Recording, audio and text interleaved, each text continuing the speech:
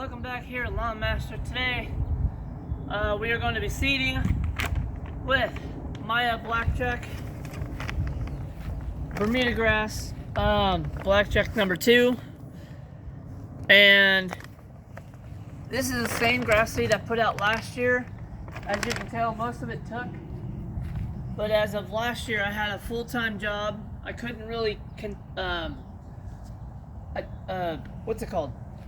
work on this because I was working full-time and working on my lawn. So this was what it looked like. So we're gonna put down the rest of the Bermuda seed, and there's 2 ways of doing this. First way is using a spreader, and your setting should be on number 1. So you got number 1 through 5 there. Always put on number 1. Simply for the fact, I'll also show you when I pour this, the Bermuda seed is very, very tiny, as you can tell. The orange is the coating of the Bermuda. So it's coated in different things to protect it and help it grow. So there's different things that help it grow, and things like that. So that there. So I'll show you 2 ways of doing this. One way, when you're working in areas like this, right by the walkway and all along this strip, and even over here in this bare area, you don't want to really use too much of the spreader. And also, you also got to note, when I came out here to check on this ground, there wasn't much wind, but now that there's like a 3, 4, maybe 5 mile an hour wind coming every so once in a while, just kind of a nice breeze, figure out which way the wind's going, because what's going to end up happening, say you're coming over here and you're seeding this way and the wind's blowing this direction, well, your seed's going to go that way. So you're better off facing with the wind and working this way. Okay, so you don't want to be facing and just coming out here and just putting out and the wind's going this direction and all your seeds going that way, because this seed's very, very light. So that's also what you gotta know, is that this seed's very small, it's very light, so you have to come out here when there's no wind, basically no wind, to put it out normally. So this is how we're going to do it. I'll show you one way. I'll show you this way.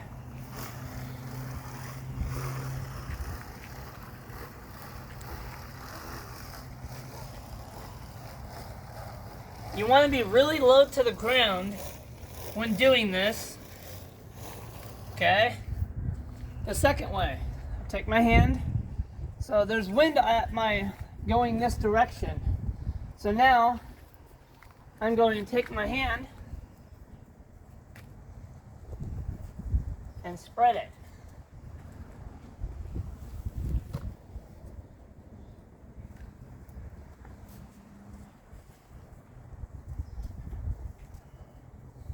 Okay? So now that I know the wind's going this direction, I'm going to go low and not be at a very high height, because the seed is going to carry. So the lower to the ground I can be, the better off I'll be, and the less chance the seed's going to fly out. And it's actually going to go at a normal rate.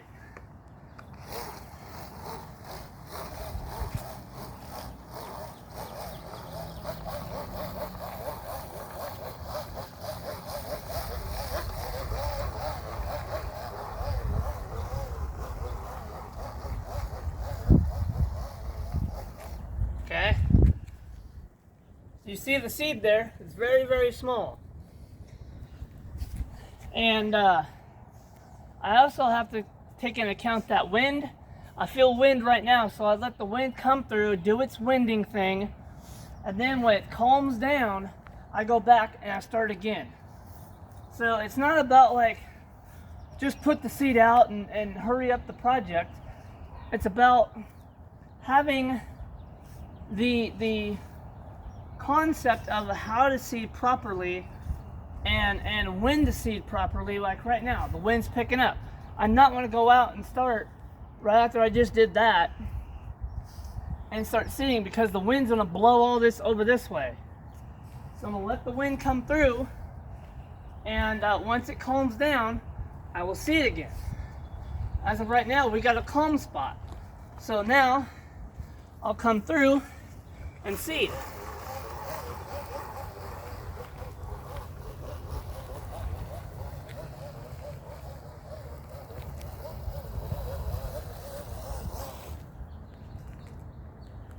And also, I'm kind of looking at the trees to see how fast the wind's coming. So if the trees are really shaking, I'm going to back off a little bit and let the wind, do the wind stuff. Then I'm going to let the wind calm down, and I'm going to start. As of right now, I can continue seeding. So that's what I'm going to go ahead and do. But wait, see, right when I said I was going to start, wind picked up.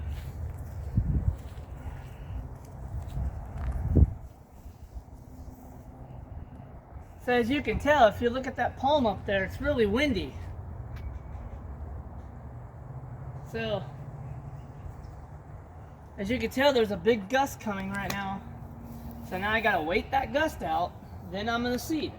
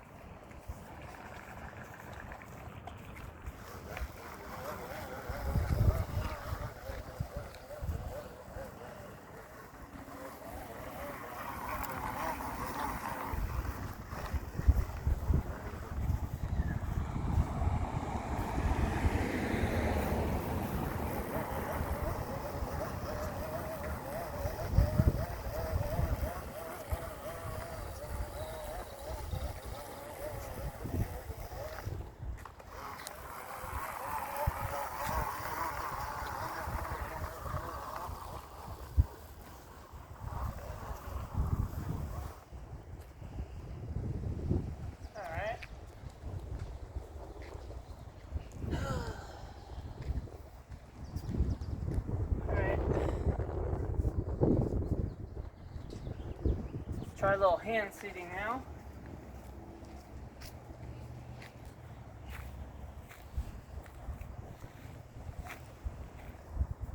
I think that's the problem also, is hand seeding is very hard, especially for the fact that when you try to throw seed, it's not going to go the way it's going to go, so you're probably better off doing it this way. And if you're not coordinated enough to throw seed, which I'm still learning how to throw seed, it's kind of hard to do. Honestly, get one of these, fill it up with seed, and put it out. It's the best way of doing it. So, I still got this much left, so use hardly any. And this Bermudas is very, very fine. So, yeah.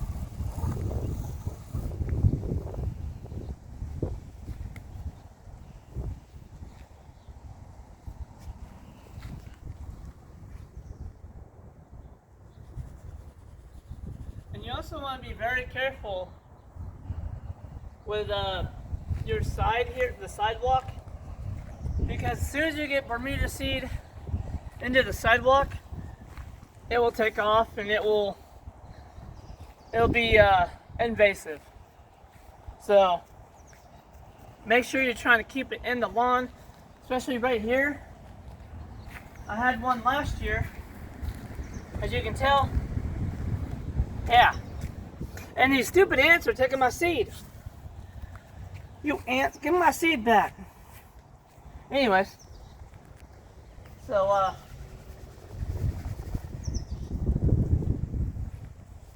I'm trying to let the wind calm down a little bit. So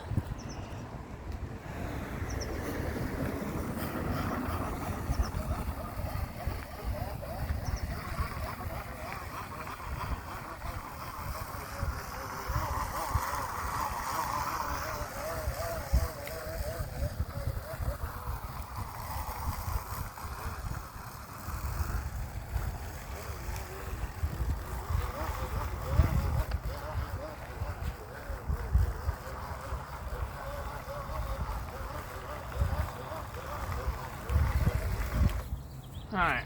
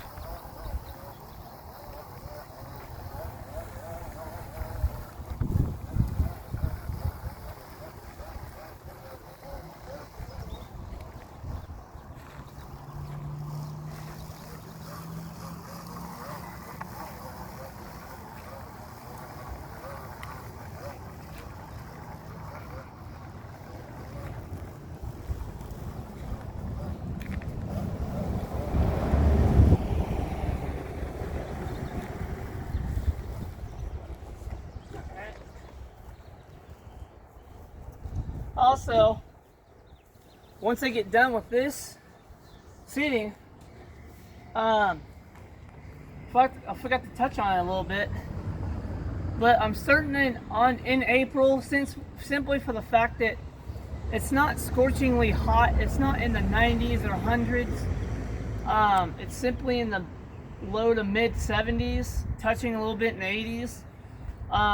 Nights are still going to be in the 50s.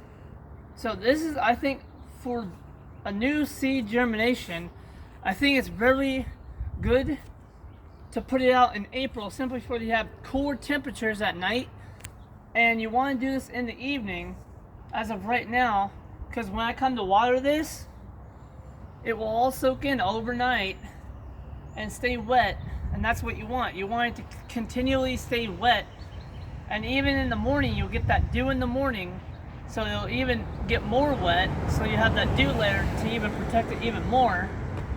And so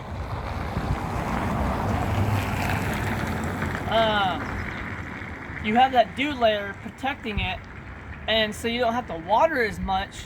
Like some people say you have to water 2 or 3 times a day. Well, if you seed it now before it gets really hot, and you let it establish, honestly, I think it would do better temperatures like this, because mid 70s, and it's not scorchingly hot. It's not going to dry the seed out, so it's going to stay wet, stay moist, and you have to water it. I'd say 1 to 2. I'd say twice a day, probably in the afternoon and once in the evening, and that would be it. So you do that for 2 to 3 weeks every day. Kind of keep it moist, keep it in the ground, and your tap root is what's going to grow first. So if you're wondering why your seed's not germinating, it's the tap root that has to germinate first and then the plant. So that's the big thing, is people see the seed, they're like, I don't see anything growing. Well, your taproot has to be the first thing growing, and then your plant. So that's the big thing of seeding, is your taproot is going to be the first thing in the ground. So continuing with our seeding. So I have a little bit of seed left. So I'm going to come over here into this area, because I ripped it all out, and I'm just going to come over and lightly spread it.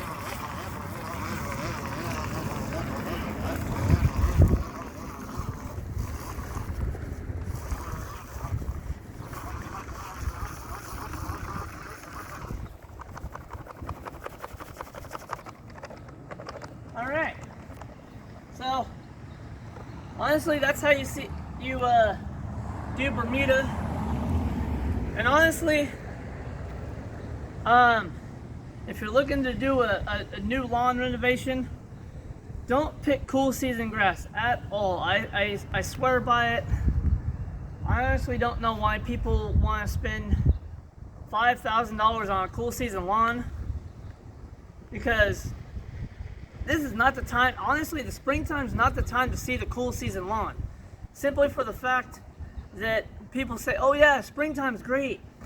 Honestly, no, I don't think cool season's really good for me, especially because I think once it gets into hundreds, it's going to be 100, 105 to 110, maybe 112 degrees. And I know that cool season lawn is going to burn out and go dormant. And then you're going to sit out here when it's 90 plus degrees, watering the heck out of your lawn, spending twice the amount of money on your water bill, and you wonder why your water bill is so high, because you're watering dormant / dead grass, which doesn't make any sense. So that's why I go with Bermuda. As you can tell, look how green Bermuda is right now. The benefits of Bermuda. Doesn't matter if it's hybrid, common, or even this blackjack. The benefits. You're going to have winter dormancy. Winter dormancy is going to be when this grass goes brown. And what the best thing about dormant Bermuda is, you can do your soil test and figure out what your pH is. 2, you don't have to mow it, so you save yourself on maintenance, fuel, and watering. There you go. And that's a perfect time to do your treatments, do your soil test, do the treatments that it requires, put the treatments out, and you're done. You can work on your soil. That's a perfect time. And 3, you don't have to, you can wait several months to do anything to your lawn. So you got November, December, January, February, March. So the beginning of March, depending on how the weather wants to cooperate, it will start greening up in March. And it's still growing season. So this is April. And as you can tell, most of my lawn is already turning green. When I did that video of this is what my winter Bermuda looks like. And also, that right there is why Bermuda is really good. So, and also, when it goes dormant, This grass right here is not dead, people. This is not dead grass. Look right here. We got growing Bermuda. This is what you want. This is how Bermuda grass activates. It sits there, it slowly grows, and you don't have to do anything to it. You fertilize a little bit. You know, you kind of do very minimal work to Bermuda. When it comes cutting season, I'm gonna be cutting my lawn every other day. So every other day I have my lawn on a maintenance schedule every other day. For this lawn,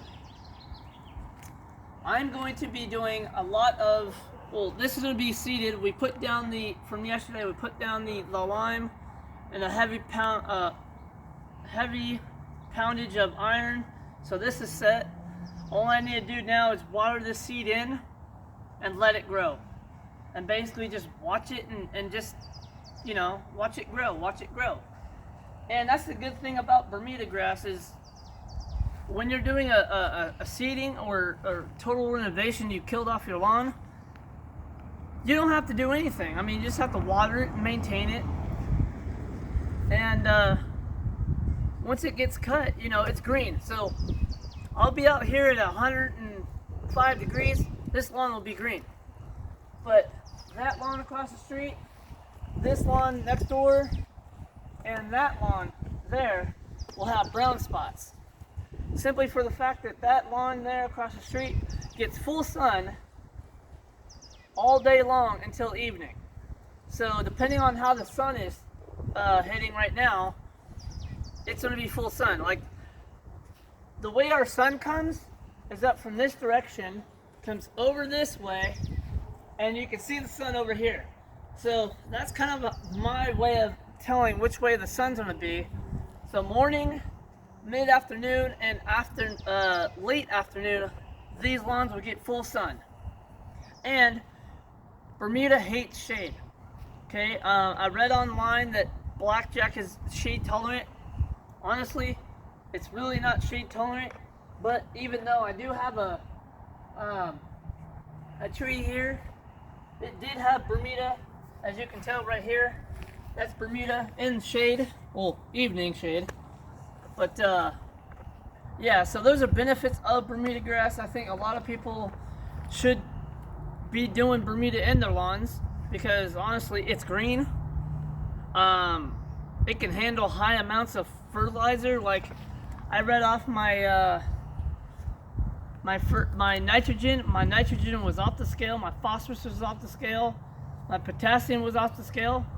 And do you see my lawn dead? I mean, I pushed it to the extremes on my lawn, and yeah, it might be high nitrogen, phosphorus, and potassium, but that is great. And also, I didn't even know that my iron was at a 10.92 at the cusp of 11.0 on your iron, so that's going to be super dark green.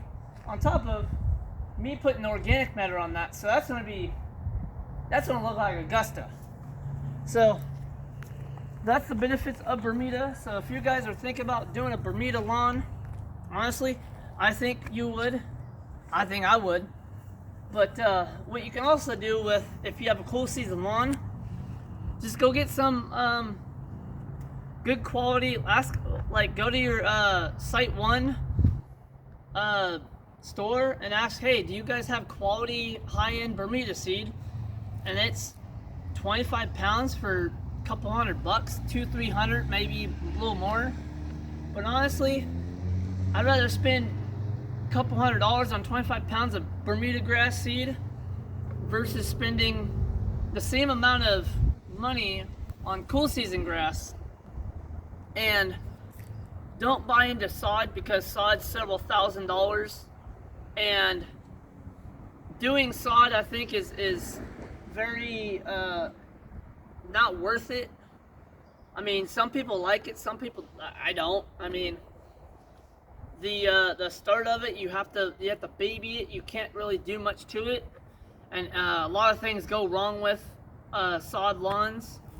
So if your soil isn't right and you're not doing a soil treatment to your lawn, you're not going to have the greatest outcome for that lawn. So get your soil test, get your soil amendments into your soil first. Work on your soil. Work on your humic acid and sea kelp, and all your soil treatments are the best thing you can do for a lawn. So from Lawn Master at Lawn Master's Paradise, we'll see you guys in the next one.